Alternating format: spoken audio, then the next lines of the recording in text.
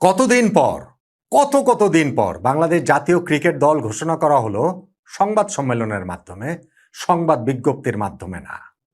গাজী আশরাফ হোসেন লিপু ভাইদের নেতৃত্বাধীন selection panel একটা অলিখিত নিয়ম করে ফেলেছিলেন প্রেস রিলিজের মাধ্যমে জাতীয় দল দিয়ে দেওয়াটা। মিডিয়ার প্রশ্নের মুখোমুখি হতে তাদের বিরাট ভয় ছিল, কেননা যেই দলটা তারা নির্বাচন করেছেন, যাদের নিয়েছেন, যাদের বাদ দিয়েছেন, সেই ব্যাপারে নিজেরাই সম্ভবত আত্মবিশ্বাসী ছিলেন না। নিজেদের কাছে বোধহয় বিষয়টা খুব স্পষ্ট ছিল না। হাবিবুল বাশার সুমন ভাইয়ের নেতৃত্বাধীন নতুন সিলেকশন প্যানেল হয়েছে এবং তারা প্রথম যে দল দিল নিউজিল্যান্ডের বিপক্ষে ওয়ানডে সিরিজের প্রথম 2 ম্যাচের জন্য, সেই দলটা দেয়া হলো সংবাদ সম্মেলনের মাধ্যমে। এইটাই আমার কাছে মনে হয় খুবই সিগনিফিকেন্ট একটা চেঞ্জ, জবাবদিহিতার জায়গা থেকে। জাতীয় দল তো কোনো হেলাফেলার জায়গা না। এইখানে যে 15 কোটি মানুষের 15 জন বা আমাদের 20 কোটি মানুষের যে 15 জন প্রতিনিধিত্ব করেন, তাদেরকে কেন নেওয়া হলো? আবার ওই 15-র মধ্যে কারা আসতে পারলো না? সেই জবাবদিহিতার সিলেকশন প্যানেলে থাকবে না? লিপু ভাইদের সেটা ছিল না।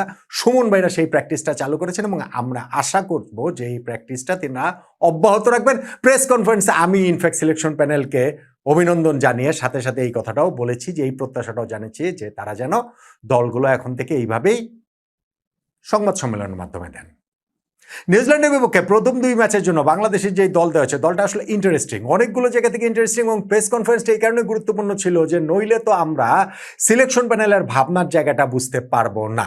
যে দলটা দেওয়া হয়েছে সেটা যদি আমরা একটু আগে দেখি, মেহেদী হাসান মিরাজ, সাইফ হাসান, তানজিদ হাসান তামিম, নাজমুল হোসেন শান্ত, লিটন কুমার দাস, তাওহিদ হৃদয়, আফিফ হোসেন ধ্রুব, রিশাদ হোসেন, তাসকিন আহমেদ, মুস্তাফিজুর রহমান, নাহিদ রানা, সৌম্য সরকার, মাহিদুল ইসলাম অঙ্কন, তানভীর ইসলাম এবং শরীফুল ইসলাম। এই 15 জনই পাকিস্তানের বিপক্ষে যেই সর্বশেষ সিরিজটা আমরা খেলেছিলাম সেই সিরিজের স্কোয়াডে ছিলেন, এবং সেই 15 জনই কিন্তু নিউজিল্যান্ডের বিপক্ষে সিরিজের প্রথম 2 ম্যাচের স্কোয়াডে রয়েছে। একটা চেঞ্জও হয় নাই, একটা পরিবর্তনও হয় নাই। ভাই, নতুন সিলেকশন প্যানেল এসেছে, তাদের তো সামনে ওরকম একটা জায়গাও থাকতে পারতো যে না, আমরা এসেছি, আমাদের তো কাজ দেখাতে হবে। আগের সিলেকশন প্যানেলের ওই 15 জনই আমরা কি কারণে রাখবো, কি কারণে তারা রেখেছেন? এই উত্তরটা কিন্তু হাবিবুল বাশার সুমন ভাই খুব সুন্দর দিয়েছেন যে না, আমরা একটা গত যে সিরিজটা আমরা খেলেছি সেই সিরিজটাতে আমরা ভালো করেছি, আমরা 2-1 ব্যবধানে সিরিজ জিতেছি, এবং সেইখানটাতে আমাদের যেসব ক্রিকেটাররা আমরা যখন সিরিজ জিতেছি তো ভালো পারফর্মই করেছেন, যারা একটু আন্ডার পারফর্মার ছিলেন তাদেরকে ওই 3টা ম্যাচ দেখে বাদ দিয়ে দেওয়ার পক্ষপাতী না। সেই কারণে সেই স্কোয়াডটাই কিন্তু তারা রিটেইন করেছেন, ধরে রেখেছেন।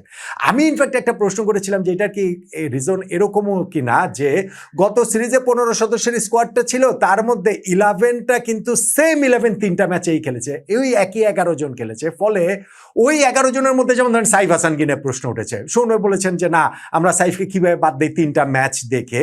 ওই 3 ম্যাচে সাইফ কত করেছেন? 4, 12 আর 36, লাস্ট ম্যাচটাতে 55 বলে, ওই ইনিংসটাও প্যাথেটিক ছিল। যাই হোক, বলেছে ওই 3 ইনিংস দেখে তো আমরা কিভাবে বাদ দেবো? তাহলে যেই বাকি 4 জন, তাদেরকে পুরো সিরিজে খেলানোই হয়নি, তাদেরকে না খেলে কিভাবে বাদ দিবে? লিপু ভাইদের সিলেকশন প্যানেল সেই কাজও করেছে, একবার দুইবার না বহুবার তারা ওই কাজটা করেছেন যে না, মানে দলে নিয়েছেন, খেলানো হয়নি কিন্তু বাদ দিয়ে দিয়েছেন। সো সুমন ভাইদের কাছ থেকে এই সিলেকশন, নতুন সিলেকশন প্যানেলের কাছ থেকে সেটা আমরা পাবো না, ওইটা আমরা আশা করতেই পারি।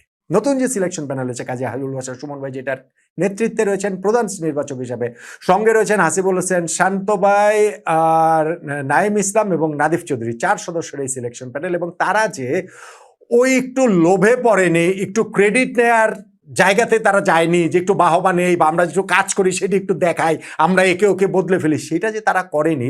এক্স্যাক্টলি 15 সদস্যের দল, এক্স্যাক্টলি ওই 15 জনই রেখেছেন, এইটা আমার কাছে সিগনিফিকেন্ট মনে হয়।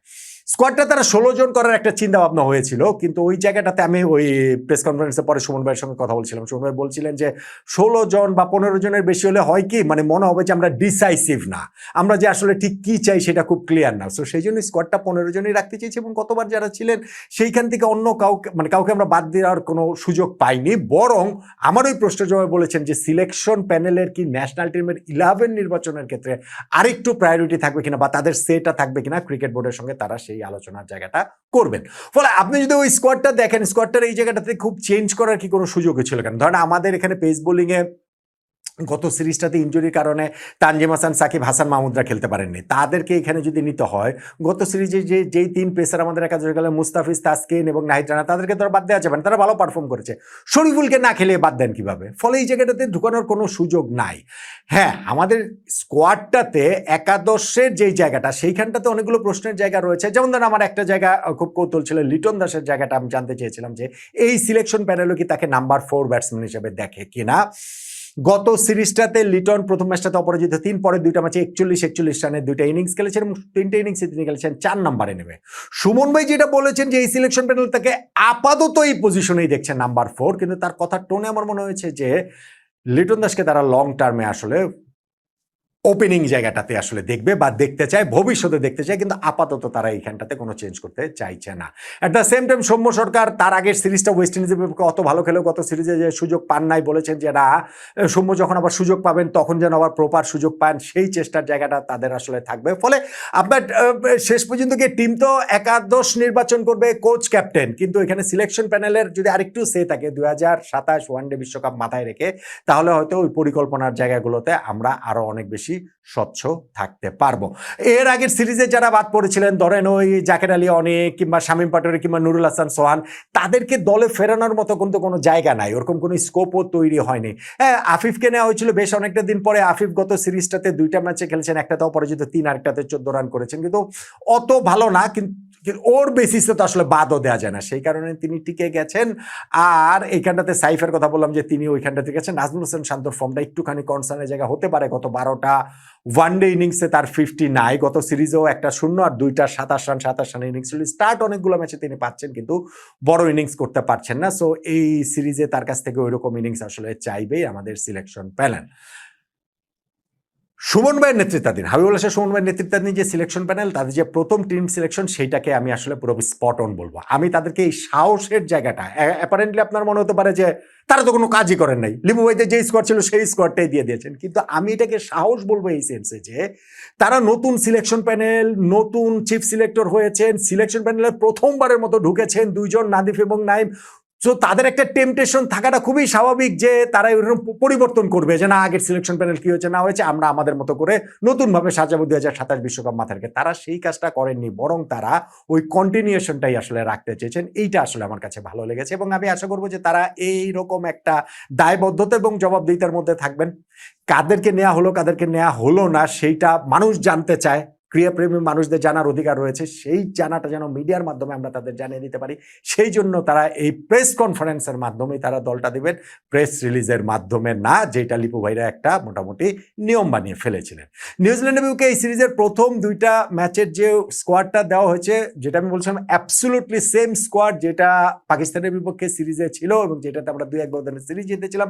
ফলে স্কোয়াডটা নিয়ে যে অনেক আলোচনার জায়গা রয়েছে সেটা না, কিন্তু নতুন সিলেকশন প্যানেল নতুন অ্যাপ্রোচে এসেও তারা যে পুরান স্কোয়াডটা ধরে রাখতে পেরেছে, একটা কন্টিনিউটির দিকে যায় তারা আসলে জোর দিচ্ছে। এবং এই সিলেকশন প্যানেলের অধীনে অন্ততপক্ষে যে ওই প্রশ্নগুলো হয়েছিল যে যারা বাদ পড়ছে তাদেরকে ব্যাখ্যা করা হবে কিনা, বলা হবে কিনা, বা আসলে কেন রাখা হলো, কেন বাদ দেওয়া হলো, ওই জায়গাটাতে আমরা আরো অনেক বেশি স্বচ্ছতা দেখতে চাই। অন্ততপক্ষে শুরুটা